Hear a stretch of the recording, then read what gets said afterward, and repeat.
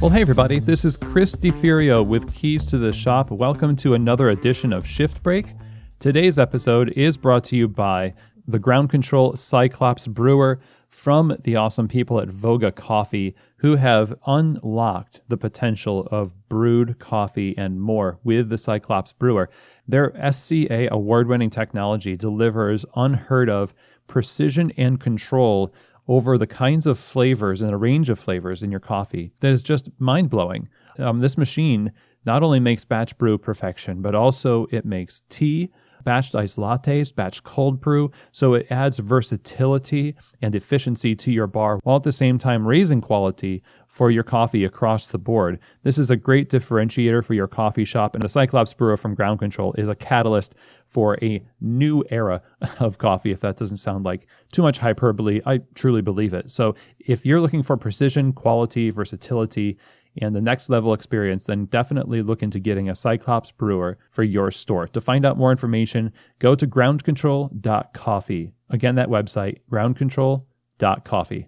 This episode of Shift Break is also brought to you by La Marzocco. Of course, you know La Marzocco is just a household name in espresso machines, but the reason why is it's a hard-earned honor, and they've been earning that honor ever since 1927. They've been making espresso machines by hand ever since then. They're just the global standard for excellence, and no wonder that La Marzocco is a household name and is at the heart of so many great and successful coffee shops. With machines like the KB90 that introduced straight-in locking portafilters for ergonomics, auto flush for cleanliness, and built-in scales is just one example of the kind of innovations that La Marzocco is constantly pushing itself to achieve on your behalf. So La Marzocco is available to help you find the right machine for your shop. All you have to do is reach out to one of the members of their sales team by emailing info@lamarzocousa.com, and also check them out over on their website, lamarzocousa.com. Okay, everyone. Well, today I have an interesting question that was posed by somebody during a recent talk that I gave in Denver. I had the honor of being a speaker at the 2021 Craft Brewers Conference in Denver a few weeks back, and I gave a talk on crafting culture, tapping into the needs of your staff. And that was a really great talk. We got some Q&A at the end of it. And you know what's really interesting about giving a talk to beer brewers is that the concepts and the values and the things that we talk about on the show, sometimes they're very specific to coffee and coffee shops because we have, a different kind of nuance in a coffee shop. But sometimes when it comes to leadership and management, I don't care if you are, a baker brewing coffee, or you're working in a corporate setting, or you're brewing beer, whatever you happen to be doing, the concepts translate over. And so this talk was well received and it resonated with a lot of people in the audience. It was probably the biggest audience I've spoken to yet. It's probably, maybe it was like 250 people, maybe more. So I was kind of a little bit nervous, but it went well. And one of the questions at the end really struck me because I talk in one of my podcasts here that is the top 10 ways to lose employees, about the idea of nepotism, which means that, you have a relative or a friend, somebody in your inner circle outside of the business that you give preferential treatment to in the business. And my position on that was you really do need to avoid that at all costs. Now, that is not to say that you should never work with family or friends, but it is to say that you need to make sure there is a professional boundary set up there where you're not actually giving them preferential treatment. They might be the only option you have in terms of, somebody that can work with you, especially if you're just starting out.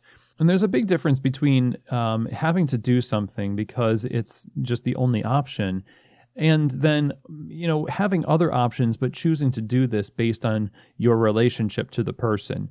In other words, if you have a management position that's open and your brother or your mom or dad or your best friend is your first pick for that position, really because you're familiar with them and you don't want to deal with somebody you're not familiar with, or just because they're closely related to you, it's usually a bad decision to make. There should be other things that factor in to that, and that's basically their merit as a professional. Do they have the skills necessary to do this job. And for so many cafes, you find that people's friends just get preferential treatment or their family gets preferential treatment. Opportunities are siloed for those in the in crowd, and those who are not related or best friends with the people of influence are just kind of screwed. And if you want to hear a little bit more about this, go back and listen to the episode on top 10 ways to lose employees. I'll share that in the show notes, that link to that. But a question came up at the end of this talk that was focused on another aspect of nepotism or favoritism and bias that I didn't really think about until it was posed. And that is, a lot of us have a system based on seniority in our businesses where a person who's worked there the longest gets the preferential treatment. And that means any position that comes open, they're the first person to fill that slot. And I thought about this as I was answering the question, as it's not directly related to nepotism, so to speak, but it's setting up a system that I think can be very problematic for a business where you get locked into a system that rewards longevity, but not competence. It doesn't reward performance. So somebody in your business might have been there, for example, for, let's say you've got a coffee shop that is hypothetically been going for 10 years, okay? And you've grown, you've got a few locations now, you've got a roastery, and you've got a new store that's opening now. And there's somebody on your team that's been working for 6 years for you, and another person who's been working for just 2. The 6-year veteran of your business is all about trying to climb up into the ranks, but they have some problems when it comes to managing their emotions at work. They're not really too great with people. They're not terrible. They don't really scare customers off. They don't really shine as an example of the hospitality that you want to see, but they're certainly not, cursing people out or anything like that. They're just good. They're solid, and they've been there for a long time. Now, in this economy, you'd think, I really want to hang on to this person because they show longevity, right?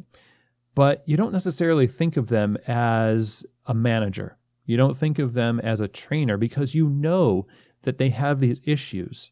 And these are perennial issues. They're things that you might overlook because you value their longevity. The 2-year barista has been there, not as long, but they show a lot of promise. They're fantastic with customers. In fact, they're really good with leading themselves and leading others to serve customers. And they've consistently shown that they're the type of person you can see leading a shop. However, you've built this institution of seniority where whoever's worked there the longest gets the first opportunity for advancement. Now, the question becomes, what do you do? Do you give the opportunity to lead or manage to the person who will best fit the role, or do you give the role to somebody who is next in line? So the answer I gave was this. 1, it's your business, and you can do what you want with your own business. If you set up the system to begin with, you can change the system.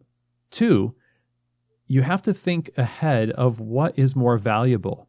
Is it more valuable that the right person be in the position that has the most influence in your shop, or is it more important that you just keep the seniority system intact? What is the end result of the seniority system when it comes to value for your business? In my opinion, I don't think keeping up the seniority system and next in line concept is as valuable as finding the right person for the job. I think you should have people put in applications internally and select the right person for the job. You should already be communicating with people about how their performance is. If you've been listening to Keys to the Shop for a while, you'll know I strongly believe that nothing in a performance review should be a surprise to anybody.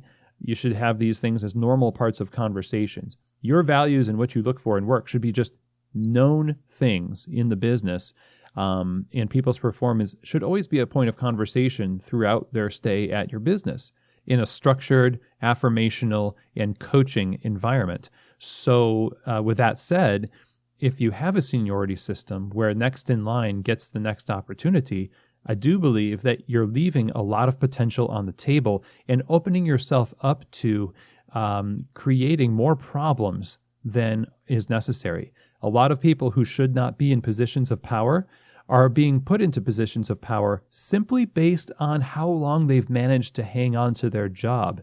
And for a lot of people, the fact that they've been in a position for a very long time is not a testimony to their great work. It might just be a testimony to the apathy and absenteeism of managers and owners. In fact, I'd say that that's more common than we like to admit.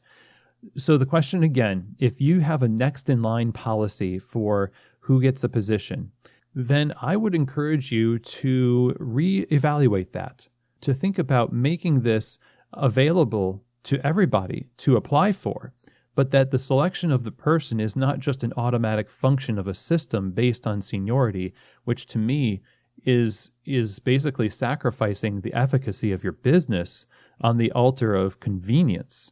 And that's going to lead to a lot of problems in the long run. So that's the answer I gave to this question. You definitely have the ability to change the systems in your shop, in your business, and to change them in the direction of something that's more mindful, and putting the right people in the right positions is, I think, a step in the right direction.